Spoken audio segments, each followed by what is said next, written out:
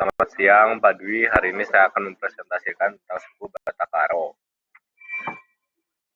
Nah, jadi Kabupaten Karo ini terletak di koordinat 2 derajat 50 menit sampai 3 derajat 19 menit lintang utara, dan 97 derajat 55 menit sampai 98 derajat 38 menit bujur timur.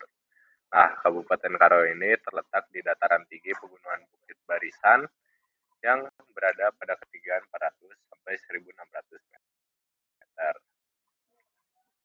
Nah, suku Karo ini memiliki rumah adat yang bernama Siwaluh Jabu. Nah, Siwaluh Jabu ini tuh berarti rumah yang dihuni oleh 8 kepala keluarga. Rumah adat ini memiliki bentuk yang unik dan megah. Rumah adat Siwaluh Jabu memiliki ciri-ciri sebagai berikut. Memiliki 16 kolom, 8 kolom menahan beban atap, dan 8 kolom lainnya menahan beban struktur lantai. Kolom tersebut terbuat dari kayu gerasi yang berdiameter 40 cm dan diambil dari hutan setempat. Memiliki 2 pintu yang terletak di bagian depan, memiliki pintu kecil untuk menghormati pemilik rumah, memiliki bagian atas untuk menyimpan cadangan kayu bakar, memiliki bagian luar atau ture atau teras yang terletak di depan maupun di belakang. Memiliki ruangan yang besar dan tidak mempunyai kamar-kamar. Masing-masing ruangan mempunyai nama dan siapa yang harus menempati ruangan tersebut yang telah ditentukan oleh adat.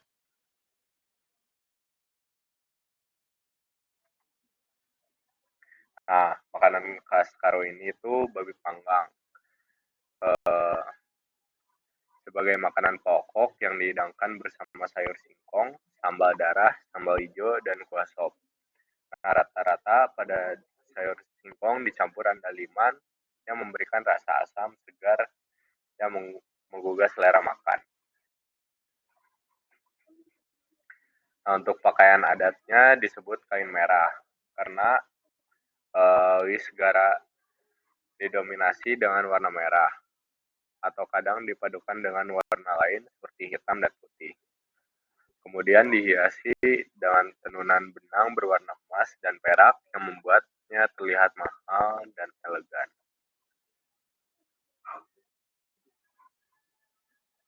Nah, untuk senjata tradisionalnya ada pisau surit. Nama senjata ini berasal dari bahasa Karo, yang ini pisau berarti pisau dan surit berarti tarung. Sesuai namanya, pisau surit dulunya digunakan orang Karo untuk melawan pasukan penjajah Belanda. Alat produktifnya tuh ada alat pertanian tradisional masyarakat Batak. Nah, ini umumnya digunakan bahan kayu, pako, enau, dan material besi.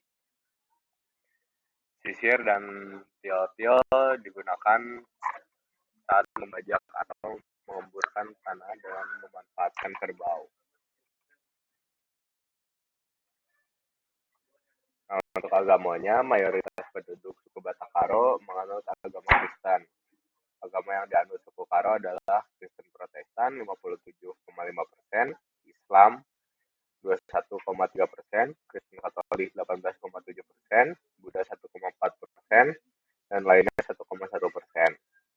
Nah, sebelum menganut agama Kristen, Katolik, Islam, dan agama lainnya, orang Batak ini memiliki kepercayaan awal yang disebut Ugamo Malim, kepercayaan Malim.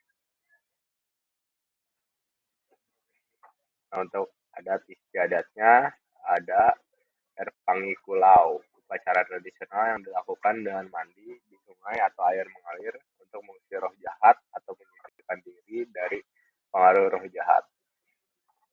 Yang kedua ada mengkat rumah baru, ritual yang masih eksis hingga saat ini. Mengkat dalam bahasa Karo berarti masuk dan baru berarti baru. Dan yang terakhir ada cawir bulungkeun, upacara yang diyakini sebagai upaya pengikat sendi antara si anak yang sakit dengan impalnya. Nah, selanjutnya ada upacara kematian yang bernama Cawir Mertua. Adalah tingkat upacara adat kematian yang didambakan pada setiap masyarakat etnik Batak Karo karena dapat dikatakan tanggung jawabnya di dunia ini sudah selesai guna mendidik anak-anaknya sampai semua anak-anaknya berkeluarga. Lalu ada upacara kelahiran. Upacara kelahiran disebut upacara nenggat, adalah upacara yang dilakukan pada keluarga yang sudah lama menikah tetapi belum memiliki keturunan. Upacara ini juga dapat dilakukan pada keluarga yang sudah memiliki keturunan akan tetapi semuanya laki-laki atau perempuan. Nah, Batakaro pun memiliki lagu yang judulnya Pisau Surit.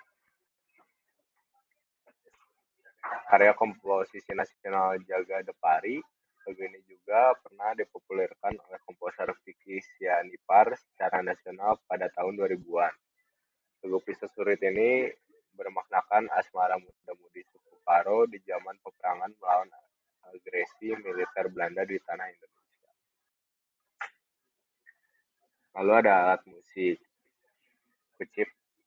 Kecapi adalah alat musik petik yang digunakan untuk mengiringi lagu. Kecapi dimainkan dengan cara dipetik mirip dengan gitar namun hanya memiliki dua senar. Kecapi sering digunakan dalam upacara adat dan ritual seperti pernikahan dan kematian.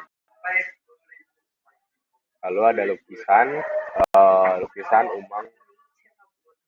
Lukisan umang ini menggambarkan tumbuhan bunga yang dijaga oleh umang, makhluk halus yang tidak jahat. Bela diri silat Karo, yang dalam bahasa Karo disebut Ndikar. Kata tersebut mulai jarang digunakan masyarakat Karo sehingga kini asing terdengar. Masyarakat Karo dewasa ini cenderung menyebutnya dengan nama silat Karo saja. Nah, lalu ada batik khas. Beberapa motif batik khas Karo adalah bunga gundur, menggambarkan bentuk perlawanan suku Batak Karo apabila berhadapan dengan musuh. Taruk-taruk atau tarok-tarok, menggambarkan bunga berupa sulur labu yang tumbuh merambat. Lalu ada bunga encole, menggambarkan keindahan bunga teratai putih. Lalu Batak Karo juga memiliki tarian khas yang bernama Guro-Guro Aron. Nah, tarian khas muda-mudi suku Karo, tarian ini berasal dari dua kata yang dalam bahasa Karo yaitu guro-guro dan aron. Guro-guro berarti pesta hiburan dan aron berarti pemuda. Lalu ini aksara suku Batak Karo. Surat Batak adalah sebuah jenis aksara yang disebut abugida. Jadi merupakan sebuah perpaduan antara alfabet dan aksara suku kata. Setiap karakter telah mengandung sekaligus konsonan dan vokal dasar. Lalu ada dialek. Bahasa Batak yang digunakan di Provinsi Sumatera Utara memiliki 5 dialek, yaitu dialek Toba, dialek Mandailing, dialek Simalungun, dialek Pakpak atau Dairi, dan dialek Karo. Suku Batak juga memiliki beberapa logat, yaitu logat Karo, logat Pakpak, logat Simalungun, dan logat Toba. Lalu ada sastra. Sastra Batak Karo adalah tradisi lisan yang terdiri dari turin-turin, cerita dongeng, enden-enden, lagu, berkolong-kolong, pendang lagu, cakap, tumat bahasa halus. Lalu tingkatan bahasanya tuh memiliki tingkat tutur halus dan kasar. Bahasa Karo digunakan oleh suku Karo yang mendiami dataran tinggi Karo. Nah, sebagian besar masyarakat Batak Karo berprofesi sebagai petani atau pengelola sawah. Pekerjaan ini mereka lakukan meliputi penanaman dan pemanenan seperti kentang, kol, dan jeruk. Nah, ini kalender Batak. Kalender Batak atau perhalaan adalah penanggalan bagi orang Batak. Perhalaan memiliki kata dasar hala yang berarti kalajengking. Perhalaan sangat berkaitan dengan kehidupan masyarakat Batak. Pustaka Perhalaan adalah kalender Batak yang terbuat dari kulit kayu untuk mengetahui hari baik dan buruk dan bulan baik dan buruk. Nah, cicak itu dalam suku Karo memiliki arti yaitu persahabatan, karena di mana saja cicak bisa hidup. Orang Batak terkenal gigih dalam bekerja keras dan bisa bertahan hidup di mana saja. Lalu ada tumbuhan khasnya Uncaria gambir. Tumbuhan ini digunakan sebagai sesajen dalam upacara adat dan pelengkap budaya menyiring. Lalu yang kedua ada Zingiberaceae, famili tumbuhan yang berkhasiat sebagai obat dan banyak dimanfaatkan sebagai bahan pengobatan tradisional. Nah, jadi ada mas kawin khas. Sinamot adalah mahar atau pembayaran perkawinan dalam bentuk uang yang diberikan kepada para anak laki-laki kepada pihak parboru perempuan sebagai tanda awal dari pembentukan keluarga. Sinamot erat kaitannya dengan budaya dan tradisi turun-temurun yang berkaitan martabat keluarga. Jadi di sini bisa dilihat ada tarifnya ya. Tamatan SD 5 juta, SMP 15 juta, SMA 25 juta, dan seterusnya. Nah, syarat-syarat pernikahannya tuh tidak menikah dengan orang yang memiliki marga yang sama. Jika laki-laki menikah dengan perempuan dari suku lain, maka perempuan tersebut harus diberi marga melalui upacara adat. Nah, tata cara pernikahannya tuh adalah ada 3 prosesi besar dalam pernikahan adat Karo, yaitu persiapan kerja adat, hari pesta adat, dan sesudah pesta adat.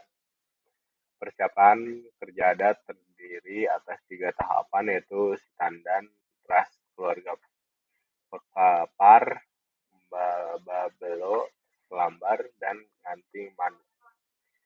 Pada Sitandan Ras keluarga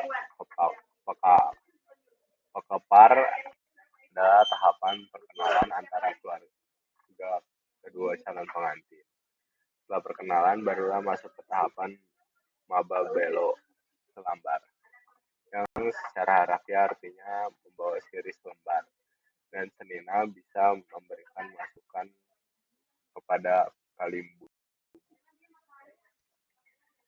Nah, untuk pakaian pernikahan, pakaian adat Batak Karo untuk pernikahan adalah Wiskaro. Wiskaro merupakan pakaian adat yang digunakan dalam kegiatan adat dan budaya suku Karo dari Sumatera Utara. Wiskaro adalah kain khas Batak Karo yang didominasi warna merah sebagai ungkapan percaya cinta yang semarak. Wiskaro juga biasanya dipakai sehari-hari oleh perempuan Karo, namun saat ini digunakan untuk upacara adat dan pesta pernikahan. Selanjutnya ada perayaan pernikahan. Perayaan pernikahan adat Karo melibatkan 2 upacara, yaitu Erpangir Kulau dan Erdebu Bayu. Erpangir Kulau adalah ritual mandi yang dilakukan oleh masyarakat Batak Karo untuk membersihkan diri dari kesulitan dan malapetaka. Lalu Erdebu Bayu adalah pesta perkawinan yang melibatkan banyak orang dari kedua belah pihak. Nah, jadi refleksi saya dalam membuat presentasi ini adalah setelah saya mempelajari adat Batak Karo, saya dapat mengetahui bahwa banyak aturan-aturan yang masih diterapkan walau zaman masih sudah modern ini. Lalu mereka juga masih mempertahankan apa yang diwariskan leluhur kepada mereka. Sekian presentasi saya, terima kasih.